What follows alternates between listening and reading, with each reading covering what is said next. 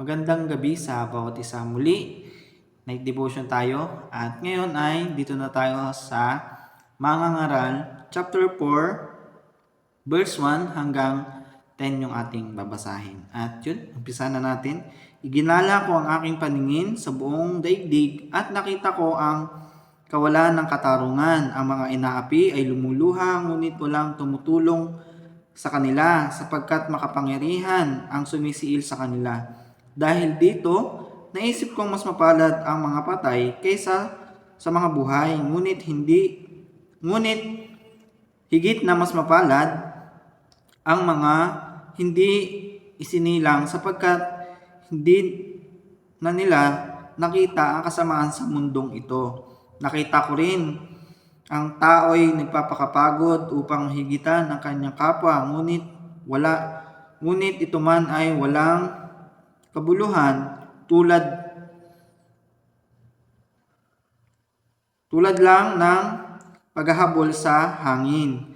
Sinasabi nilang mangmang lamang ang maghahalokip ng kamay at magpapakamatay sa gutom, ngunit mas mabuti pa ang isang dakot na may katahimikan kaysa dalawang dakot ng pagpapakapagod at paghahabol sa hangin. Mayroon pang ibang mga bagay sa mundong ito na nakita kong walang kabuluhan. Ang isang taong nag-iisa sa buhay, walang kaibigan ni kamag-anak, ngunit walang tigil sa pagtatrabaho. Wala siyang kasiyahan ni hindi niya itinatanong sa sarili kung kanino mauuwi ang kanyang pinagpapaguran. Ito man ay walang kabuluhan, isang miserableng pamumuhay. Ang dalawa ay mas mabuti kaysa isa. Mas marami ang bunga ng anumang gawin nila. Kapag nabuwal ang isa, maitatayo siya ng kanyang kasama. Kawawa ang nag-iisa sapagkat walang tutulong sa kanya. Ang nakuha kong verse dito at ang aking natutunan ay itong verse 9 hanggang 10. Sabi dito, ang dalawa ay mas mabuti kaysa isa. Mas marami ang bunga ng anumang gawin nila. So, pinapakita dito ng verse 9 ng Mangangaral, chapter 4, na mas mabuti ang dalawa kaysa nag-iisa. So, yun. Kung ikaw man ay may pangarap sa buhay na iyong ninanais na makamtan, ang totoo niyan, ang verses na to ay para sa mga mag-asawa. Pero try nating sa pagkakaibigan. Kumbaga, iaano ko siya sa pagiging samahan ng magkaibigan. So, yun. Kailangan natin ng isang tao na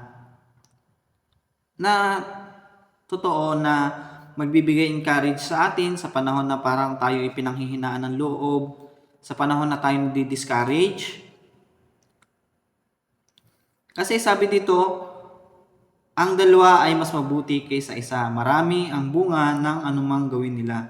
So kung ikaw ay merong tunay na kaibigan, at kung ikaw ay may pangarap, at kung ang pangarap mo ay pangarap din niya, halimbawa ay magkaroon kayo ng, pangarap mo ay magkaroon ka ng kumpanya, tapos ganun din siya, tapos yung kumpanya mo, tapos yung kumpanya niyang pinapangarap, ay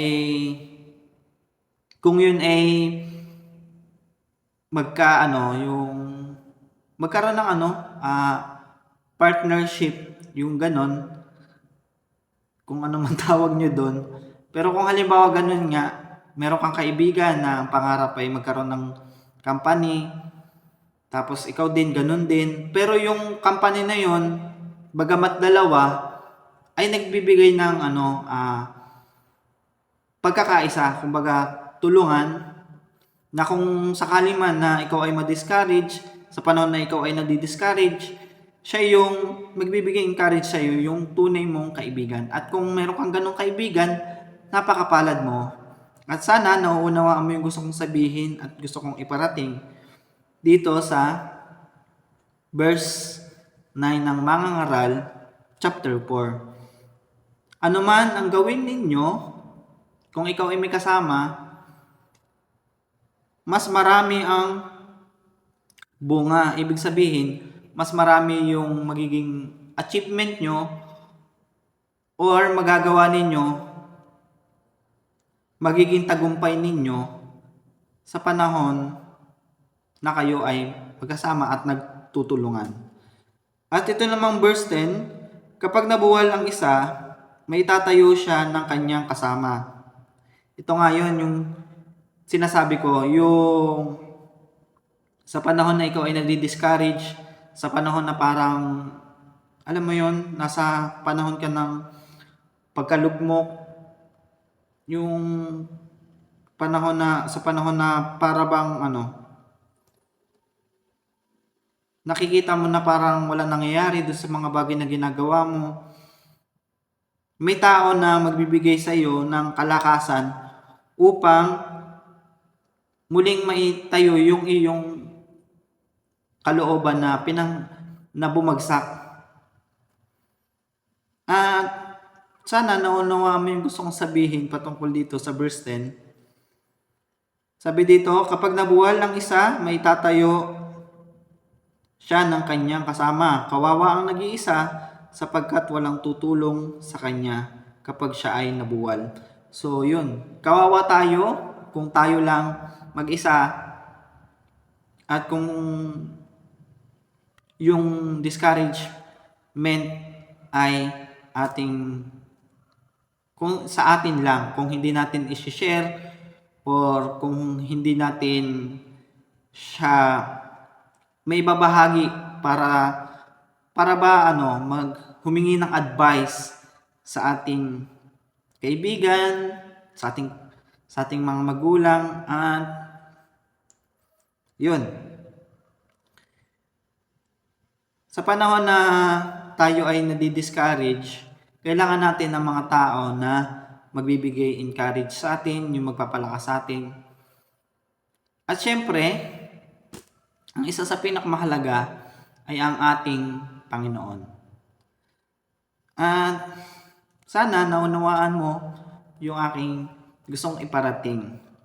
Ang unang sinasabi dito at ang aking pagkakaintindi dito sa talatang ito, verse 9 to 10, ay mas mabuti na tayo ay may kasama sa ating mga pangarap sa buhay. At sana ay